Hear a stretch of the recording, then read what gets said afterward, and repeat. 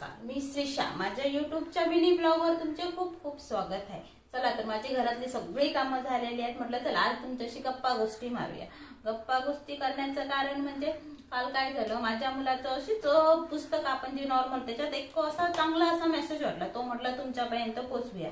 Message असा होता की आंबा आणि चिक्कू हे दोन्ही फळं म्हणजे खायला असे गोडच आहेत, पण त्याच्यात वेगवेगळी वैशिष्ट्य आहेत. जसं की चिक्कू असतो, चिक्कू जेव्हा पिकतो आणि जेव्हा आपण त्याला खाण्यासाठी कट करतो तेव्हा काय होतं, जेव्हा आपण कट करतो चिक्कूतली बी असते ते एकदम आरामात तशी बाहेर पडते व्यवस्थितपणे.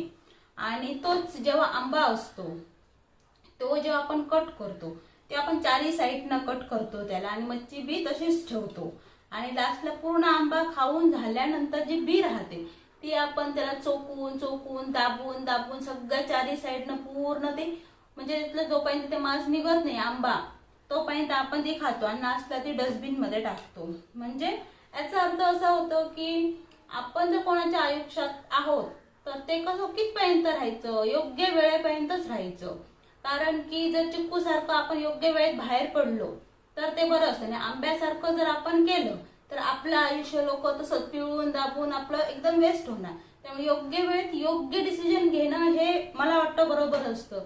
तर मला वाटलं असं त्या म्हणजे फळातर्फेही आपल्याला असं कळतं, निसर्गाने काही गोष्टी असं माणसाला समजण्यासारखे असं ठेवलंय जे की आपण समजू शकतो स्वतःही.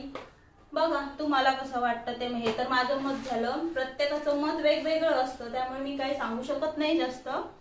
हे दोन फळातर्फे असं वाटलं मला, असं तुमच्याला शेअर करायसारखं, तुम्हाला तुमच्या बरोबर ही गोष्ट बोलावी अशी. तुम्हाला कशी वाटली नक्की कमेंट करून सांगा. थँक्यू.